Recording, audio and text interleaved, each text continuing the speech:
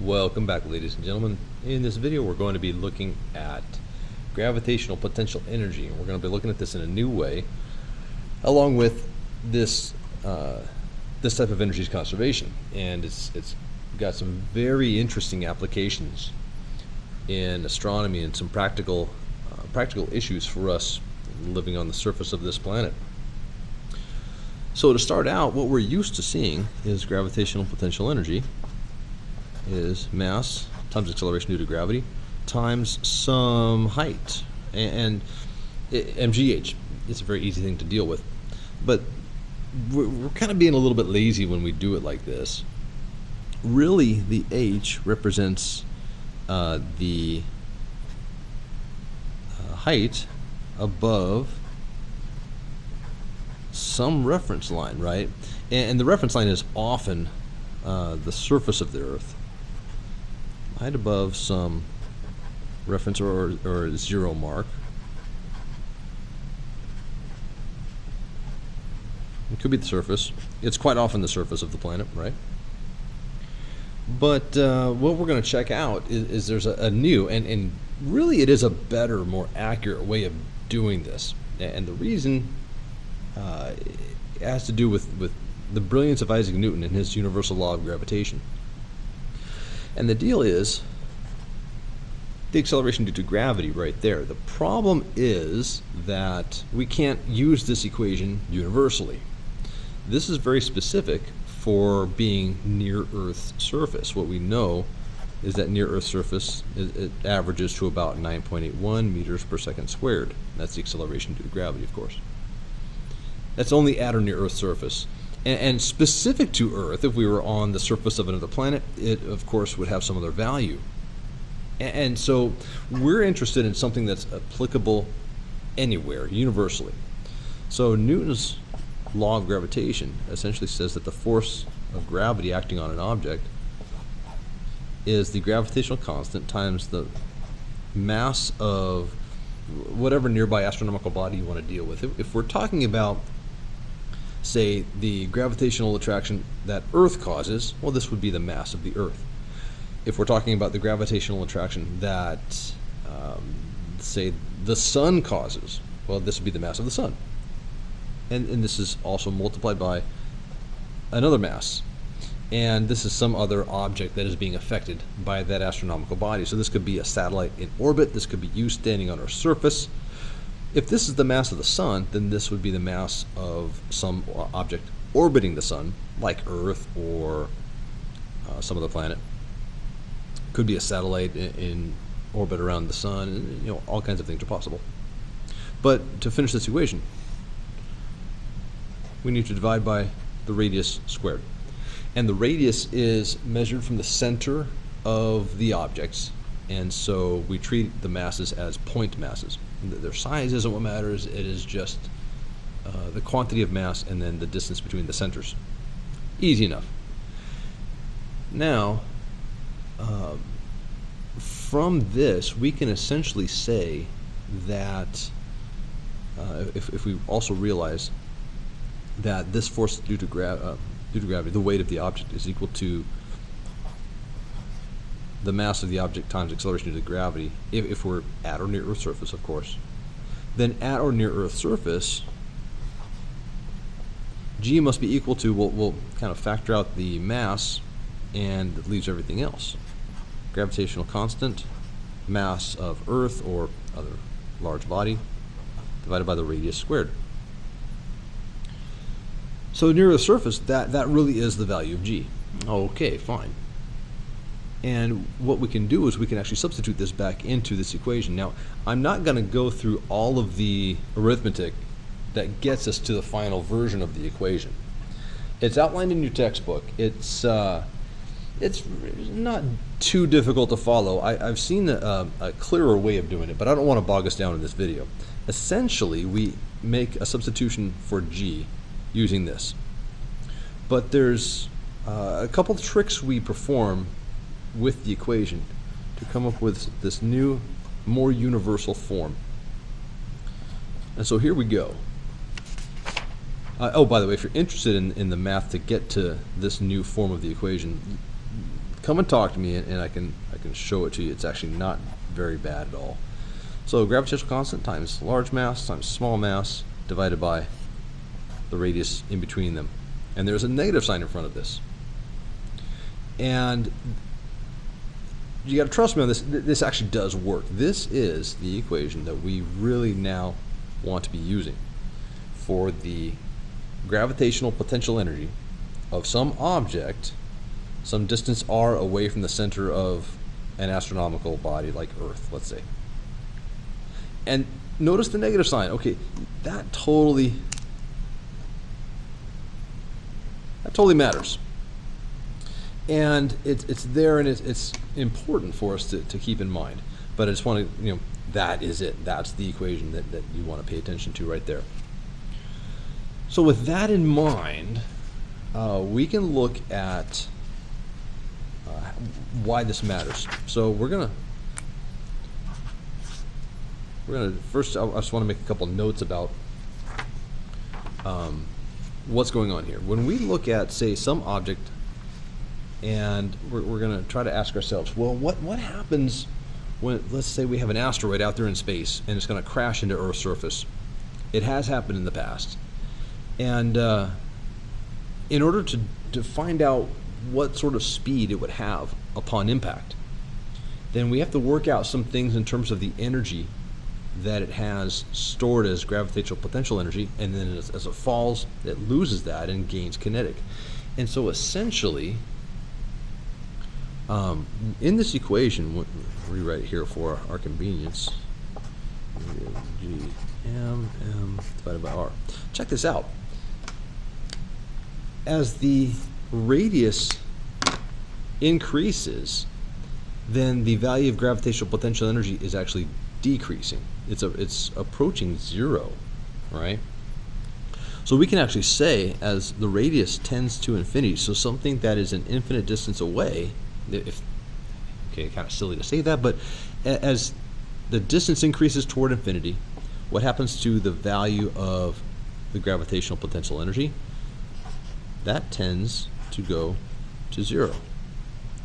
And that's important to realize. Okay, so what we're doing is we're starting by thinking about an object that is off in the infinite distance, and that is our reference point. That is our zero mark. Unlike when we first started doing this with MGH, we typically said the reference was closer to the surface or even at the surface, right?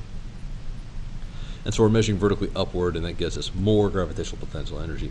We're kind of changing our thinking here. This is a shift in our view of what's going on. And this shift is a very nice thing to do. It's a very convenient thing to do for us in terms of understanding what's going on. So as an object moves closer to Earth or whatever object, it definitely is losing gravitational potential energy, of course. But what you're going to see is the value increases in the negative direction. It becomes more and more negative. And so it still has a lower value of gravitational potential energy. That's important. Moreover, as it moves closer, let me maybe define this. Let's just imagine an asteroid as an object, and let's say it's got the possibility of moving toward Earth due to Earth's gravitational pull and striking Earth's surface. Well, as it moves closer, gravitational potential energy will decrease, but we see that kinetic energy increases. It speeds up. And that's normal. What this is simply telling us is energy is conserved. And by energy, we're talking about total mechanical energy, right? Energy is conserved. Of course it is. There are no non-conservative forces. Gravity is a conservative force, and therefore mechanical energy here will be conserved. We can actually define the initial system energy. We know that it's going to be equal to the initial gravitational plus the initial kinetic, right? Well, what we're saying, though, is that out at some infinite distance away, it's got zero gravitational potential energy from this knowledge up here. So initially it has zero potential. And if it starts out there at that infinite distance at rest, then it will have zero kinetic energy initially. So the total system energy initially is zero. Well, if energy is conserved, that must also equal the final energy of the system. And this is where things really become interesting. We're going to be able to say, because of this final equaling initial condition, that, well, the final condition, that's going to be made up of a final gravitational potential energy. So I'm going to use this equation, negative g, mass, and we are talking about the mass of Earth now, and this is going to be the mass of some asteroid divided by the radius in between them. And now I'm going to also have to incorporate a kinetic energy into the final value, mass of the asteroid times velocity squared. And this really is a final velocity right before impact. So in this case of the asteroid, as it's headed toward Earth, we can actually use this to estimate the velocity of impact. Rearranging this equation, the final velocity comes out to be 2 times the gravitational constant times the mass of Earth divided by the radius of Earth. Now, why the radius of Earth? That's supposed to be an E right there. Why radius of Earth? Well, upon impact, that's where it is located, at Earth's surface. So its gravitational potential energy at that location is at a location where R equals the radius of Earth, right? So that's why I wrote that. What's missing here? Notice that you don't see the mass of the object. It doesn't matter, right? And that's how gravity works. Gravity will apply a larger force to a larger mass, but produce the same acceleration. And if the acceleration is the same and it's traveling the same distance, then you get the same final velocity. Okay, so what we have here is our kind of loose path to get to this point. We're discussing this original equation for gravitational potential energy. And what we've said is that we're going to set our reference to be infinity, right? And so this value where there's zero gravitational potential energy happens out at an infinite distance from the astronomical object. Also, out at that distance, it would have zero kinetic energy if we're going to work out some problem like this. And we can then work out, well, what would its final velocity of impact be on Earth's surface? And it turns out it's going to be quite high. We have a gravitational constant that's a constant universally, everywhere. We simply have to plug in mass of the Earth and radius of the Earth. And when we do that, it turns out that we get a value of just over 11,000, it's 11,200 meters per second. 11,200 meters per second for Earth, right? If we're using Earth's mass and Earth's radius here. That's fast. Oh my gosh, that's fast. These things are coming in hot. So it's no wonder that when an event like this does happen, it creates a huge crater, it does a huge amount of work on the surface of the Earth. The explosions can be devastating. In fact, they have been linked to mass extinctions in Earth's past. Here's a little Earth science connection for you, Earth's history. Roughly 65 million years ago, there was an impact. There's evidence of a very large impact off of the, I actually forget the name of the peninsula on the east coast of Mexico. Much of the crater that is left over from this impact is actually underwater in the ocean. But it's been pretty well studied, pretty well documented, and so there is evidence of an impact crater in that location, and it is thought to have occurred at about the same time that the dinosaurs seemed to disappear and go extinct. And from the size of the crater and from a calculation like this, they can estimate all kinds of things like the energy released upon impact, the amount of debris that would have been launched into the atmosphere, a number of other things. And at least this is one theory about the extinction of the dinosaurs. But these events have occurred in other places at other times, much more recently, much closer to home for us in Arizona. It's commonly called just Meteor Crater. Its official name is Barringer Crater. There's a crater there in Arizona. You can actually drive right to it, not too far past Flagstaff, Arizona, and it's a pretty cool place to visit. You actually can go in there. They have a small museum. You can see remnants of the actual meteorite that struck, and you get to take a brief tour around part of the rim of the crater, and it's pretty impressive to see this thing in person. It really is.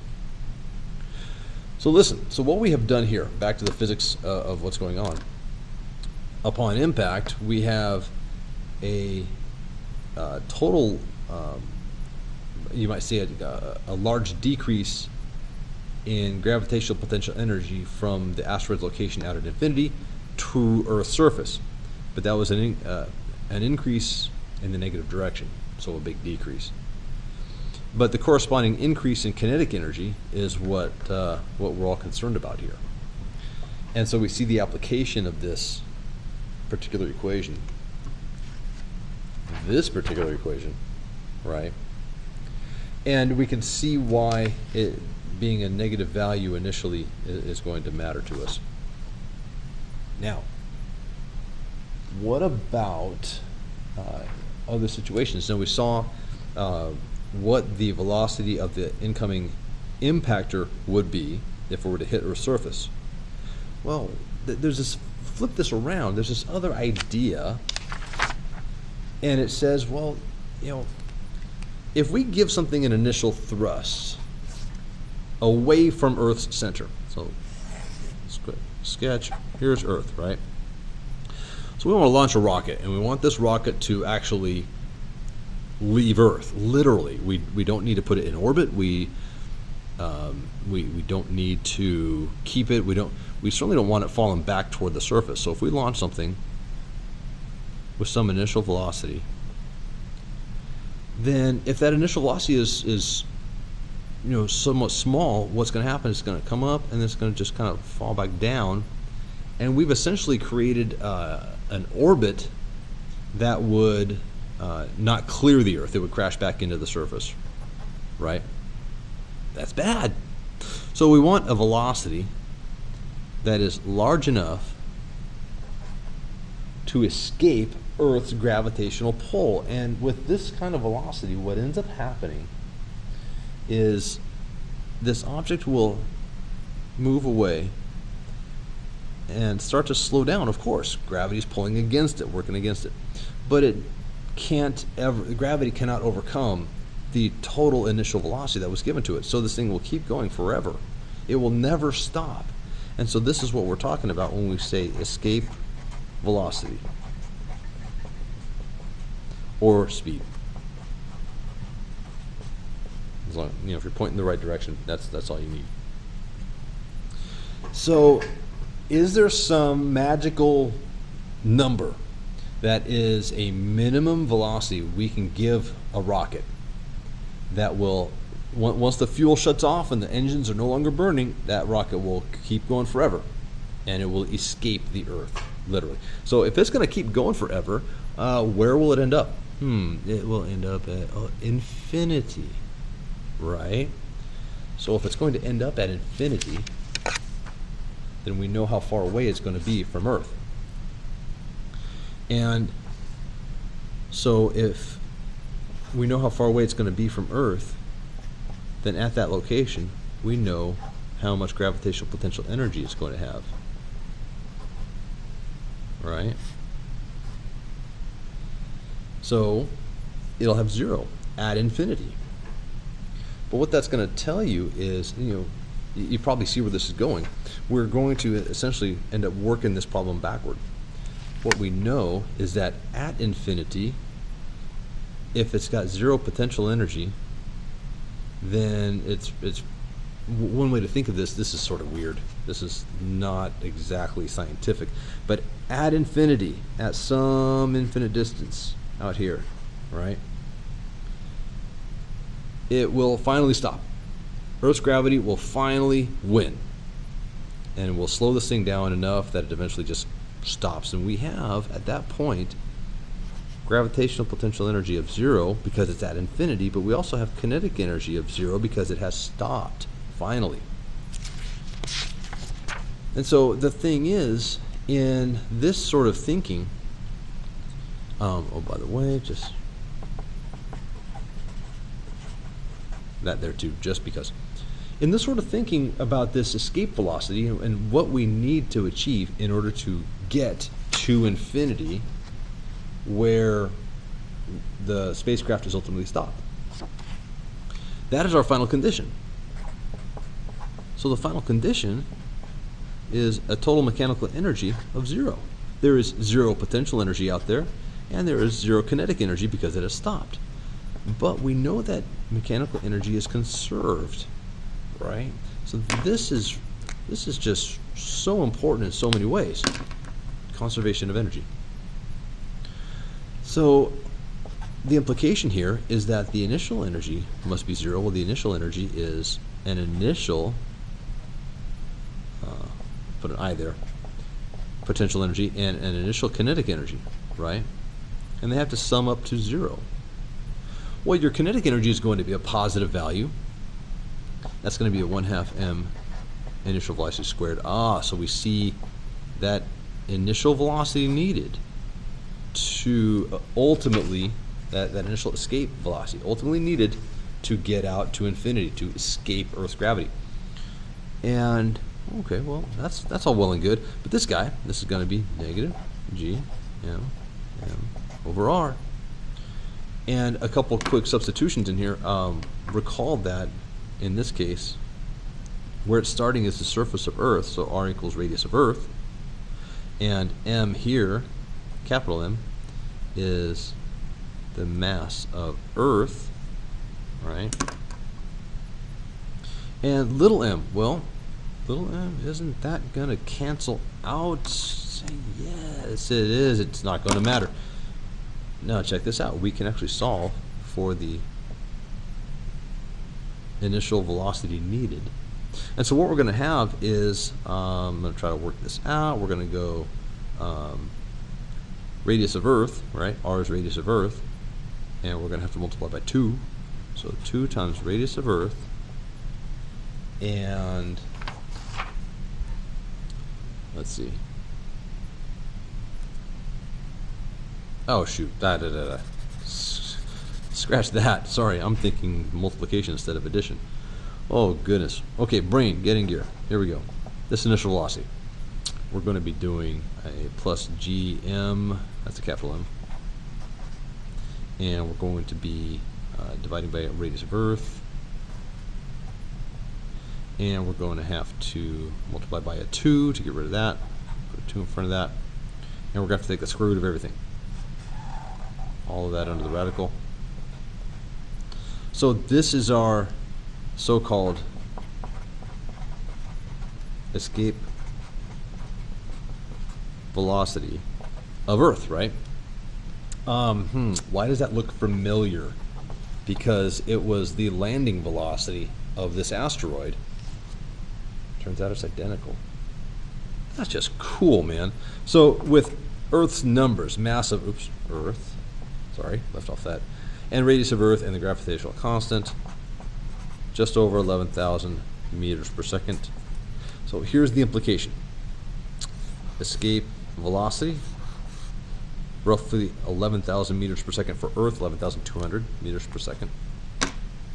Here's what this means. That in order to have a spacecraft, you have to launch it with an initial velocity. So it spends some brief period of time burning fuel, and at the end of the fuel burn, it has no more fuel. But it does have velocity. If that velocity is equal to or greater than 11,200 meters per second, then Earth's gravity will not be strong enough to cause it to slow and stop and come back toward Earth. Earth's gravity will slow it, but we'll never get it to stop and come back. So it's gone. It's out of here.